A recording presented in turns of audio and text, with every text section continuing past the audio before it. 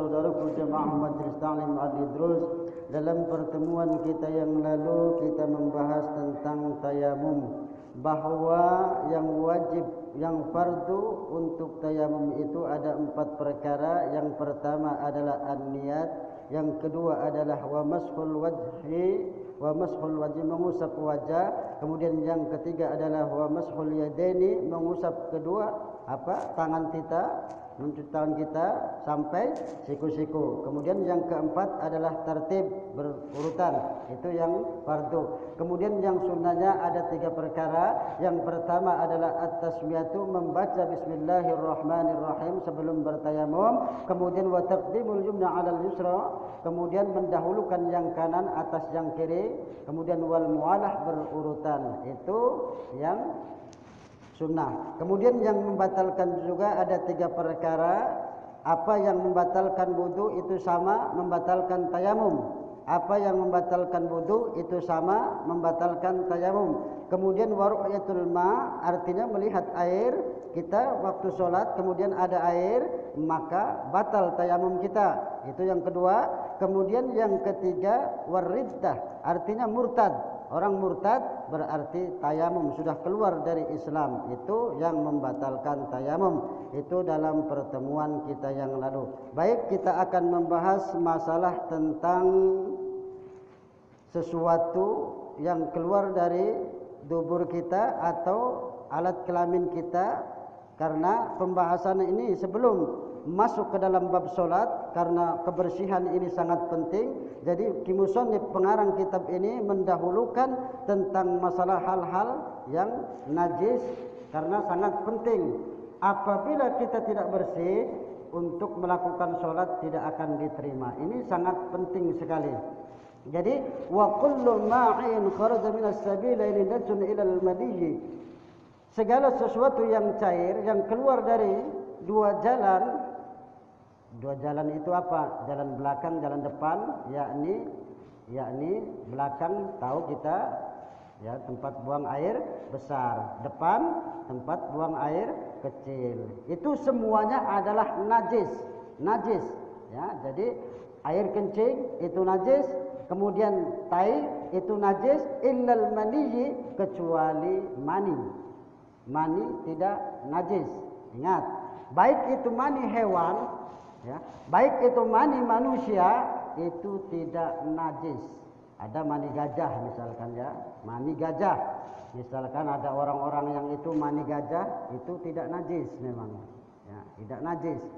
Mani itu tidak najis, baik mani manusia, baik itu mani hewan. Jadi yang namanya mani tidak najis. Lain halnya dengan apa tadi? Wadi atau madi, itu najis. 2 hal ini najis. Kalau mani tidak najis. Ya, kalau mani kita tahu jalan keluarnya. Ya, kalau wadi kita artinya melihat sesuatu yang merangsang, misalkan keluarlah cairan, itu najis. Namun tidak wajib berwudu, disunnahkan. Ya, itu. Kalau keluar mani kita diwajibkan mandi. Kalau keluar mani, ingat itu. Jadi semua yang keluar dari itu kita wajib mencuci ya, mencuci bersih, karena hukumnya adalah wajib kita ya, itu wajib mencuci bersih air kencing kita, mencuci bersih kotoran dari belakang kita, yakni tai kita. Karena apa? Karena itu adalah wajib. Kalau tidak bersih, kita hendak melakukan sholat, melakukan ibadah yang lainnya, tidak diterima. Karena badan kita masih belum bersih, masih kotor. Ya, maka hati-hati. Ya, kebersihan ini sangat penting. Jangan sampai kita payah-payah sholat, tunggat-tunggit, misalkan setiap malam, namun keadaan kita masih belum bersih, kencing tidak dibersihkan, tai tidak dibersihkan. Ini hati-hati, ingat. Jadi ada kotoran itu yang terlihat oleh kedua mata kita, itulah disebut dengan ainiyah. Ada yang tidak terlihat, ya. Maka yang terlihat ini, maka kita wajib membersihkannya. ya, baik rasanya, baik baunya, baik sifatnya, itu harus dibersihkan betul, ya, dibersihkan. Kalau tidak bersih, maka itu akan membatalkan sholat kita. Kalau yang tidak terlihat, misalkan kencing anak laki-laki yang masih kecil, yang belum makan apa-apa, itu cukup dibersihkan saja. Makanya para ulama itu membagi najis itu ada 3 macam. Ada najis mutawassito, najis mughallado, dan ada najis yang sedang, kemudian yang berat, kemudian yang satunya lagi najis mughallado, kemudian najis mutawassito, kemudian najis ringan. Kalau najis ringan itu kencing bayi anak laki-laki yang belum makan apa-apa. Ya, itu yang belum makan apa-apa. Dia cuman baru nyusu dengan ibunya. Lalu kencing. Caranya kita siramkan saja cukup. Kemudian ada najis yang sedang. Najis yang sedang ini seperti kita kencing orang dewasa taruhlah, ya. Kita kencing itu harus dibersihkan, ya. Kotoran, tai itu harus dibersihkan sekali, ya, itu. Kemudian yang berat, yakni najis jilatan anjing, ya. Wadah kita kemudian dijilat anjing, itu harus dibersihkan dengan serius, ya. Caranya dibasuh dengan 7 kali. Yang 1 kalinya dicampur dengan debu atau pasir supaya dibersihkan benar-benar itu. Jadi kebersihan ini sangat penting, maka dalam ajaran agama kita itu sangat diutamakan. Jangan sampai kita beribadah, jangan sampai kita sholat tidak diterima oleh Allah Subhanahu wa taala. Ya. Ya, apa tadi? Kemudian ada lagi yang termasuk najis, yakni darah dan nanah. Kalau darahnya sedikit itu masih dimaafkan. Kalau nanahnya sedikit itu masih dimaafkan, ya. Nyamuk atau lalat, ya. Nyamuk, misalkan darah nyamuk, ya. Misalkan kita sedang sholat tidak sengaja terpijit nyamuk tadi, mati, ya. Darah itu kan najis sebetulnya.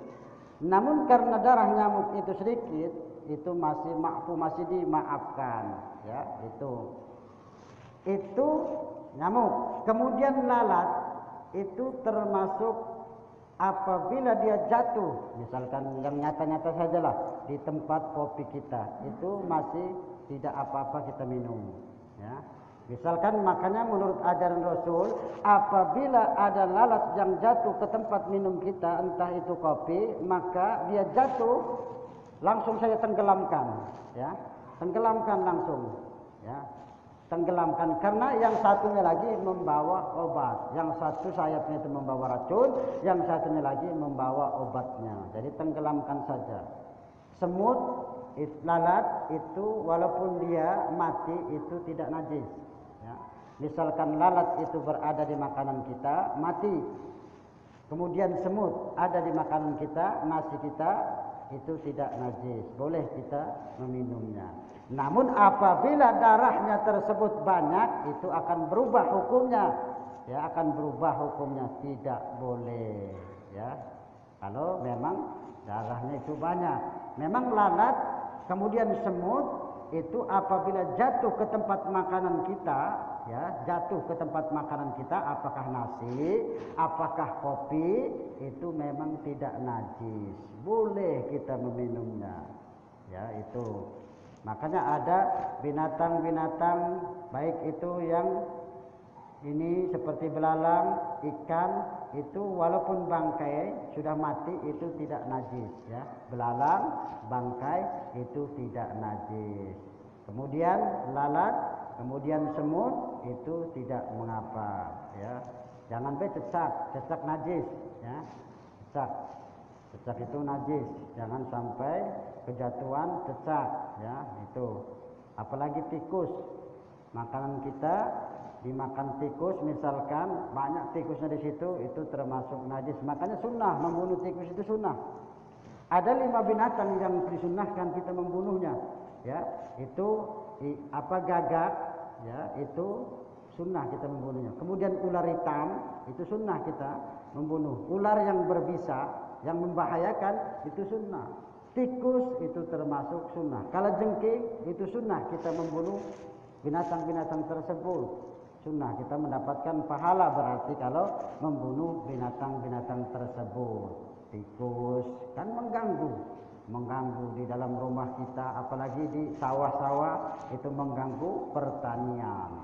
Maka itu termasuk hal-hal yang disunahkan. Kalajengking, ya, kemudian ular yang membahayakan bagi manusia itu sunnah kita untuk membunuh ular tersebut. Tapi kalau ular yang tidak berbahaya jangan, ya. Maka hati-hati, yang disunnahkan saja kita tahu. Tapi kita kadang-kadang ada hati kita kadang-kadang tidak tega, ada seperti itu walaupun itu sunnah. Ini tinggal keyakinan kita, tinggal rasa kasih sayang kita. Tapi semua itu ada ajarannya. Kita membunuh tikus tidak bersalah, malah itu sunnah, ya. Tikus, membunuh tikus. Kenapa? Karena tikus termasuk binatang yang merusak. Itu karena disunnahkan oleh Rasulullah Sallallahu Alaihi Wasallam. Baik Bapak dan Ibu, karena terbatasnya waktu untuk kajian kita pada malam ini, kita cukupkan saja sampai di sini.